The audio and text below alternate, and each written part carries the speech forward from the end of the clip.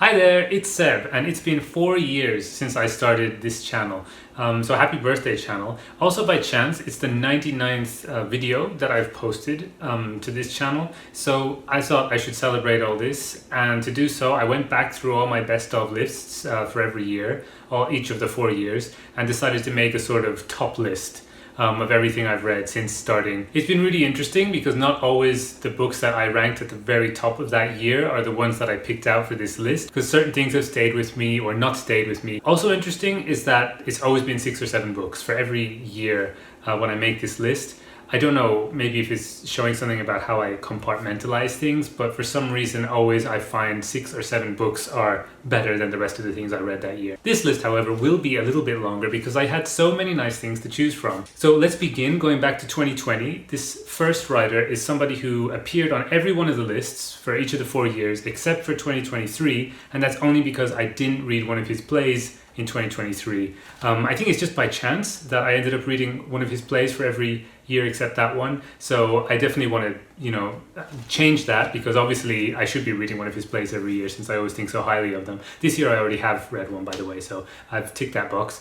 But yeah, it's Euripides, by the way, the ancient Greek playwright. The one I've picked is Iphigeneia at Aulis. This is the story of when the Greek armies were all ready to go to Troy to start a big war to get Helen back. And they were stopped at the shore because Artemis, the goddess, created a storm. And it was said by a priest that the only way to appease the goddess would be if they sacrificed the general's daughter. So, not seeing any way out of this mess, her father, Agamemnon, tricks his wife, Clytemnestra, into bringing their daughter, Iphigeneia, to the Greek camp. This is a really cynical look at war. It's full of irony. It kind of keeps referencing the Iliad by Homer, which is a sort of tale of heroes and glory in warfare, and it undercuts almost everything. But despite that, there is some real heroism in this, especially in the characters of Iphigeneia and Achilles, even though they're also very flawed. All the characters are flawed, the world is flawed, but I didn't find it like depressing or a downer in the way that like the Trojan Women by Euripides was. There's a different one that I read in a different year. It's something about the way that the story keeps changing and the rhythm and the pace keeps getting like kind of faster and slower depending on which character we're focusing on, that like always I found like almost my pulse was changing like kind of in line with the way that the text was going. I felt such a like visceral connection to the way that things progressed in this story. And yeah, despite the fact that it's literally a Greek tragedy, it was those kind of moments of hope and heroism, like I said, that made me really fall in love with it. Although I do think you could read it in such a way where the characters aren't actually heroic and the world is really just terrible, but that's the sign of like good writing, that like different people can take different things from it. Some people are kind of intimidated by the classics, but I do think this would be one way to get in if you're interested, especially in like Greek mythology. The other book I picked for 2020 is Celestial Bodies by Jokha Alharthi. This is a translation. I think the original title is something like Daughters of the Moon. It follows 3 sisters and their father in Oman, and there's like a whole host of characters, but it kind of focuses on this family in particular, and also how like their lives develop along with the country modernizing through the 20th century. The thing I loved about this book was this isn't a book about characters. She doesn't write like really deep characters, but she writes kind of this interweaving mass of stories that seem to kind of flow naturally from like the main plot, but at the same time there is a structure to it, which is just a very unusual and like I find really fascinating structure, where we have alternating chapters between the present and the past. And in the present chapters, which is like kind of more modern day-ish, I think it's like early 2000s, the main character, the father, is kind of reminiscing and looking back into the past. And obviously with the past chapters, we're moving forward into the future. So you've got like time going in 2 directions at once while you read it. And despite these kind of strict structural rules, I think, to the story, it did feel so natural and so fascinating and so alive, the world. There's a danger when you have that kind of rigid structuring that things will feel mechanical, but I think Jokha Alharthi just did an amazing job at getting the perfect balance. This is the book that introduced me to Jokha Alharthi and maybe one of her biggest fans. And just the other day I was looking online to see if she'd written anything new or if anything new had been translated, because I thought, well, she's one of the few writers that I like who's still alive and still writing. So let's see if anything's forthcoming. And lo and behold, it was. The book is called Silken Gazelles, and it's set to come out later this year, I think in the summer. So yeah, I'm very excited about that. I hope you'll be very excited about that too. And if you don't know anything about Jokha Alharthi, then read this book first so that you can get excited about Silken Gazelles coming out later this year. Moving on to 2021, and what a great reading year this was for me. I had so many good books to choose from, but I decided to limit it to 3, starting with The Private Memoirs and Confessions of a Justified Sinner by James Hogg. I can't believe I can say that quickly now. It used to take me ages to say that. It used to take at least a few takes. But anyway, this is a story set in the Reformation period.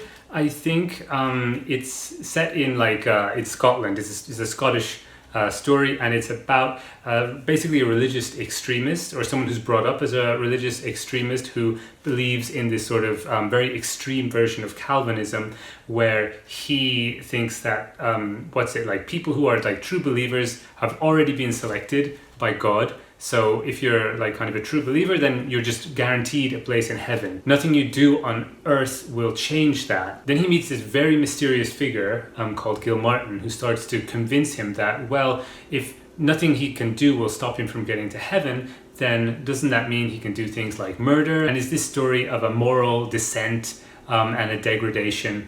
And it's a Gothic novel, and I like Gothic novels, but it's also a very weird Gothic novel where it pulls in different genres. It feels like historical fiction a lot sometimes. Other times it feels really like psychological, like it's kind of like just getting into somebody's mind, and other times it's actually a supernatural kind of thriller. And there's so much going on in this weird little book, and I think one of the best ways to plug it is to say that Robert Louis Stevenson read it and felt really haunted by it and felt like something unresolved in him after he read this book. So to kind of resolve that tension, he wrote his own kind of take on this story, and it was Dr. Jekyll and Mr. Hyde. So I think if you think of Dr. and Jekyll and Mr. Hyde as the answer to some of the questions that this book poses, that gives you some of the vibes, I think.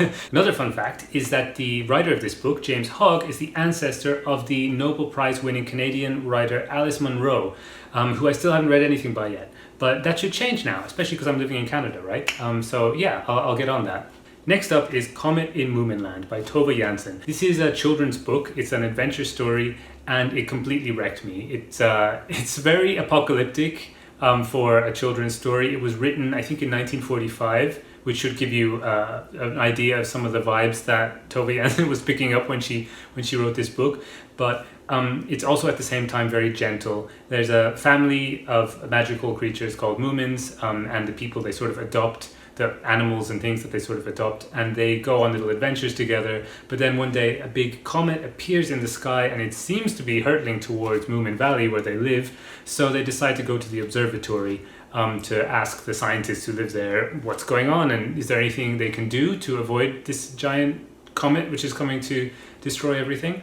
And it's just a really light and whimsical tale, but obviously with something heavy hanging over it, which, you know, all the characters can feel. And it's that anxiety and dread being pushed to the side while people get on being nice to each other and just doing the best they can, which made this like really heartbreaking, but at the same time really wonderful, and something that you could read to children, I think, which wouldn't traumatize them, but which also has textures in it which, you know, maybe would be picked up more by adults. But yeah, Moomin's fantastic. Something which is much more claustrophobic and nihilistic in a way, or at least dealing with some of those things, is the next one, Demons by Dostoevsky, Fyodor Dostoevsky. This is the story of a little town in Russia. I'm not sure if it gets a name, in the 1800s. And it's in an era of kind of social change and an era of tension running through society, with the sense that things are going in a direction and not everyone knows what direction it is. And so some people want to kind of take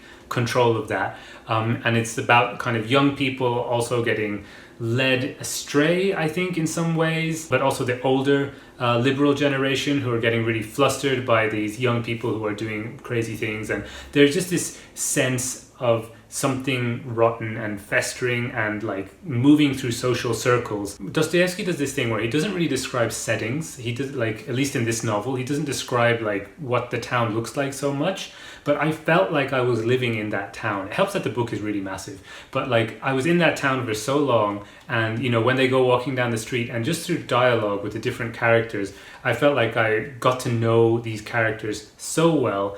The different characters also have their own different kind of philosophical ways of seeing the world. They have the different ways of talking. Dostoevsky was one of, I think, the first writers who really like created such like individualistic voices for his different characters that you can kind of, even if they just say a few words, you instantly know who's speaking. And they're basically all kind of flawed and in some ways dislikable, but also in other ways really lovable. And he just has so much empathy and care when he puts into these characters who are all a little bit frenzied, a little bit agitated. And this is also based on a historical event, and reading the kind of the historical context that it was written into was also really fascinating in the notes. But yeah, this is definitely one for the characters. More than any book in this list, these characters have stayed with me, and that sometimes I still remember them as though they're like old friends of mine, and like, oh, what's that guy getting up to these days? Like that kind of feeling. That's what I get from some of the characters in this book. Speeding along now to 2022 and The Fish Can Sing by Halldór Laxness.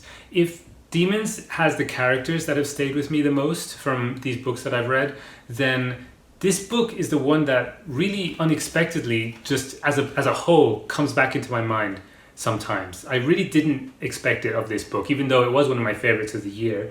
But sometimes I just remember it and the vibes of this book, and it's like, what was that? I don't know. I want more of that. So I do need to read more Halldór Laxness, I think. He's also a Nobel Prize winning writer from Iceland, by the way. The book is set in Iceland. It's a coming-of-age story about Alfgrimr, this young boy. It's also kind of like Celestial Bodies, about modernization, although it's kind of a different stage of modernization. It's moving like kind of from a agricultural economy into a more global capitalist economy, and how that affects day-to-day life and the running of the town and the country in general. But the kind of the main story is about this singer who's really famous in Iceland and who left Iceland and got famous around Europe. And so he's really well known for being an Icelander who is famous outside of Iceland. And occasionally he comes back to his hometown, Reykjavik.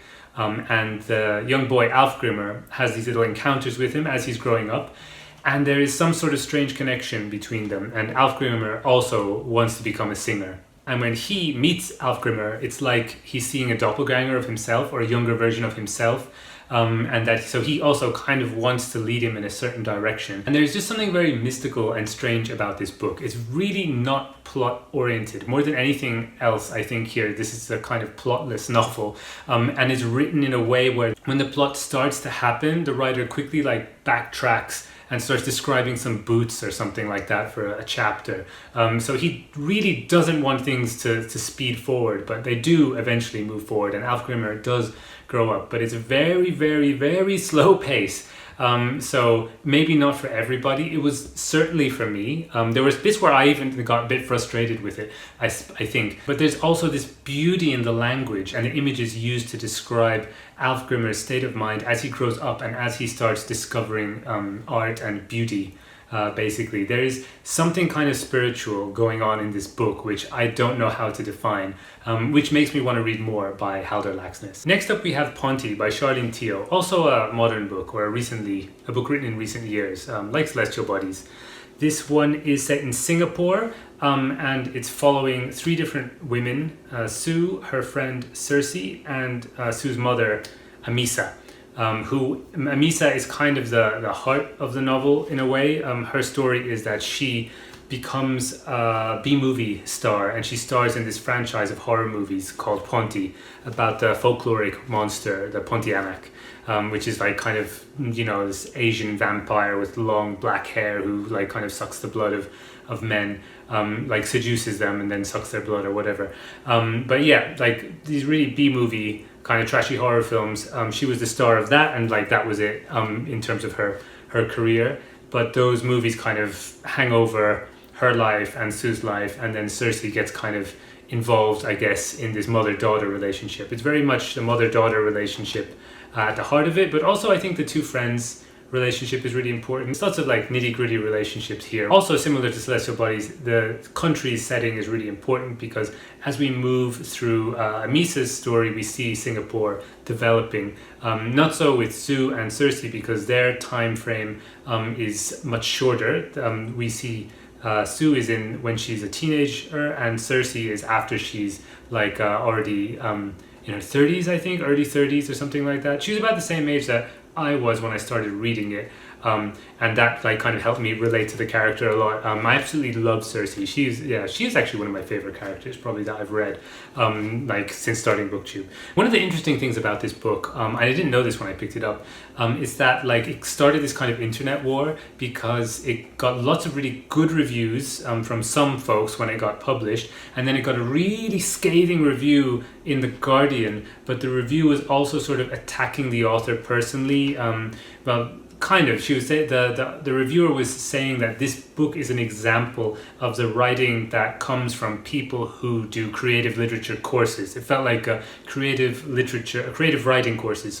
Creative writing MA book. And she was saying that this book kind of, and the fact that it gets lauded shows how writing in general is going down a bad route in this sort of like processed academic factory line way, and so then a lot of people responded to that, and everyone was kind of fighting about the book. So I don't know, it's not really anything to do with the book itself, but I did find it kind of fun to kind of just like see the big internet war and people like hurling things at each other digitally over this book. I guess the thing that's related to the book is the fact that the writing is not for everybody. It's kind of quite particular, and I wasn't sure if it would be for me, but it absolutely was. Although all the kind of like exaggerated metaphors and things like that were really great for me. The way that the heat of Singapore, like this sort of, really sweaty, like kind of oppressive thing for Sue in her teens is really palpable. But the thing that I absolutely loved about this was the way that it talked about the movies. Not just the Ponti movies, but movies in general. The Ponti movies are fictional, I should say. But like how movies shape people growing up, and how movies kind of give people tools to cope and give people ways to imagine things in the same way that like narrative fiction does. But there's also like a particular thing that movies do, and I think this book described it so well. I haven't heard anyone talk about movies in this book, although I think that was like one of the best things about it. I think something that some people don't like about it is there's a sort of adolescent feel to the book. One of the main characters, kind of the main character of the three women, is actually a teenager, and then Circe, who's older, is actually quite whiny and resentful and like self-centered, which I love about her. But like I can see why that also feels a little bit teenagery. And then Amisa is also not so teenagery, but there's aspects to her personality which could be seen that way. But I like that. I really like that. I like stories about adolescence in general, and I do think that the core things, the sort of angst of adolescence, is something that's not restricted to that period in your life. So for my dollar's worth, it was done really well. And the only thing that I'm annoyed about is that Sharlene Teo still hasn't come out with a new book yet. So I'm really hoping she comes out with one soon. Next up, we are going back into the ancient classics with Heroides by Ovid. My hero, my poet, my Ovid. I love him so much. The Heroides is a collection of letters, so poems but also letters, written from Greek mythological women and one historical woman to their lovers, their male lovers who for some reason or other have abandoned them. And so they're feeling abandoned, they're feeling unhappy, and they're writing the letter to sort of say, what's going on? I thought there was something between us. And there's kind of always variations on a theme. They're all unhappy, but their unhappiness takes on different shades, and through those shades you get a sense of these women like being different characters, being different individuals, reacting differently to like what's often the same event. So I think some people have complained about this collection that it is very samey. It is basically just women complaining about men leaving them for the whole thing.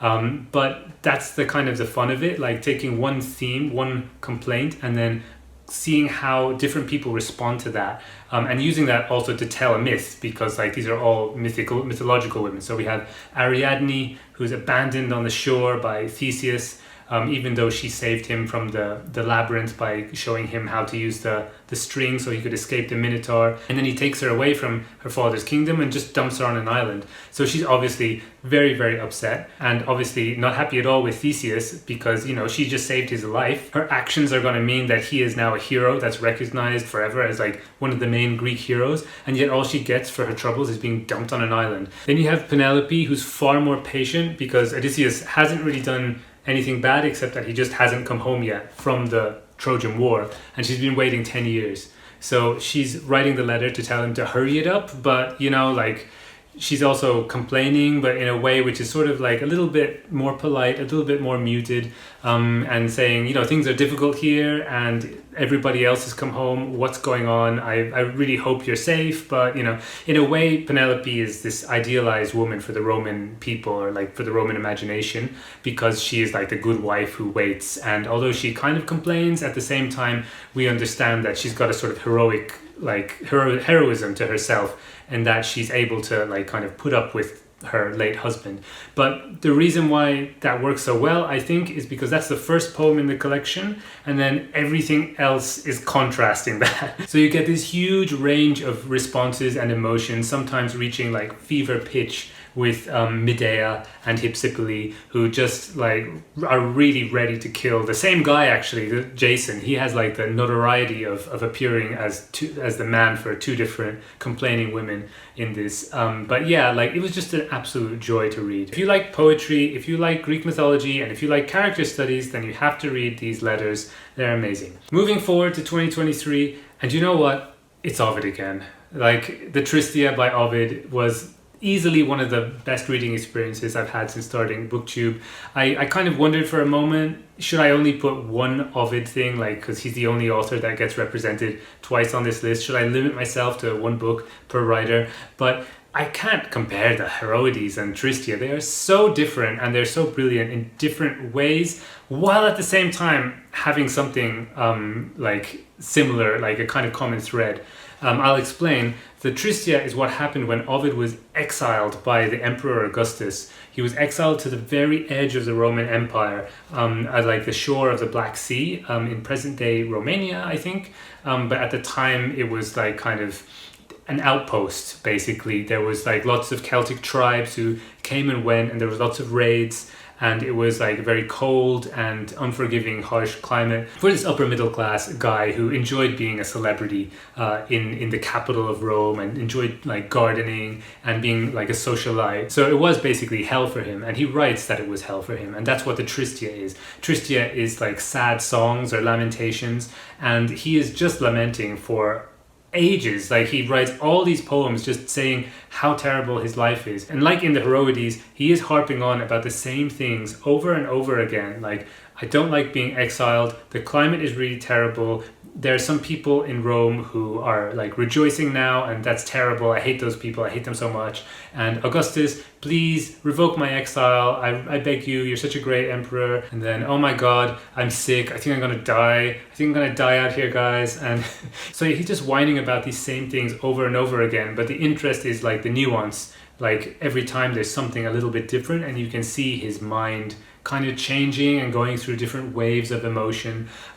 He also includes the sea voyage as he traveled to Tomis, which is like fun if you like reading about sea voyages, which I do. And yeah, there's something about the repetition and variation, which is something that I think I like in general in literature, like finding variation through repetition or vice versa or whatever. And it's also autobiography, which makes it different from the Greek mythological stuff. But he does bring in a lot of Greek mythological stuff to describe his situation. Like he's often saying, for example, Odysseus had it much better than I did because he had to only go from Troy to Ithaca, but I went all the way from Rome to Tomis, which is like twice as far. And so he's often like kind of bigging himself up by showing how things are worse for him than they were for the Greek heroes. And that's really fun as well. There's always this, you know, even when he's getting really depressed, he can't help making little jokes and having this kind of lightness of touch, which is just like kind of intrinsic to his writing, which for me made the whole thing enjoyable, but also it has the fascination of being autobiographical.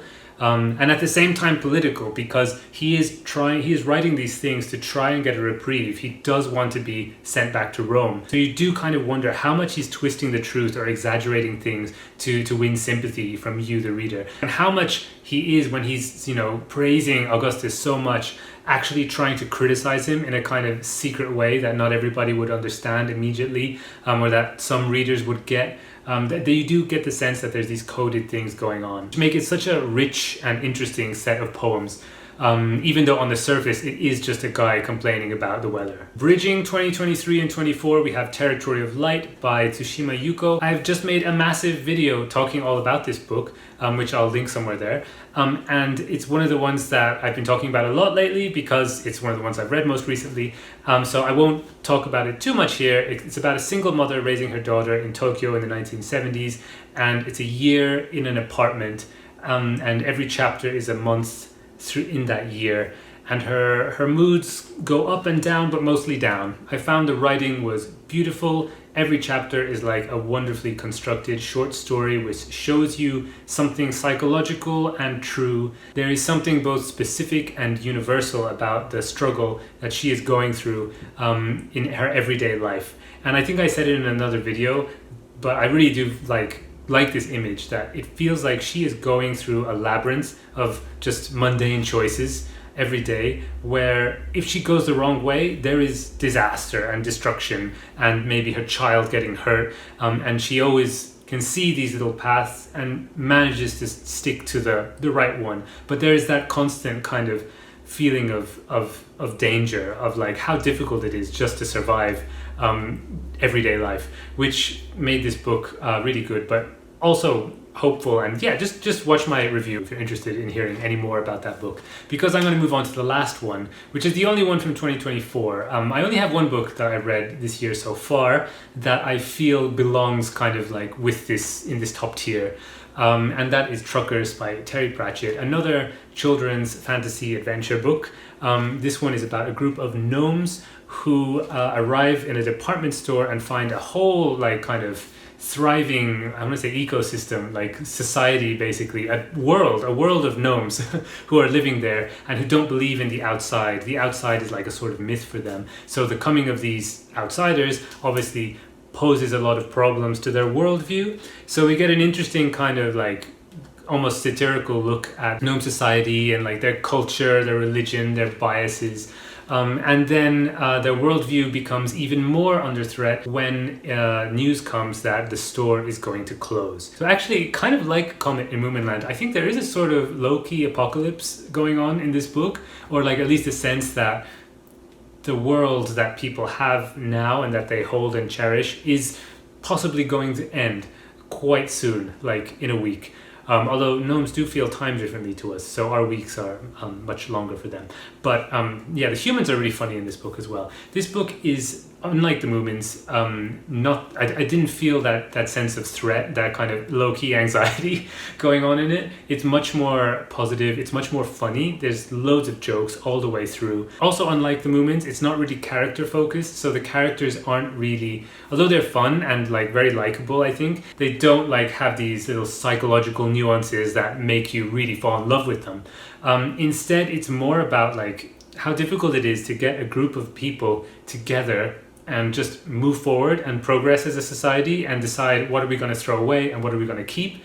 But somehow it's possible. We can do it. We can progress. At least I say we. I mean, the gnomes can do it. So if the gnomes can do it, why can't we do it? You know, it's a very positive book. It's very uplifting and it's charming. It's just charming. And so it's highly recommended, as are all the books on this list. Let me know down in the comments if you've read any of them or would like to read any of them, and we can chat about that there. Or if based on what I've said you have a recommendation for me, so I can hopefully add it to this list when I do it again in, I don't know, another 4 years. So yeah, I've been Seb. This was my 99th video, and on to video number 100. See you next time. Bye.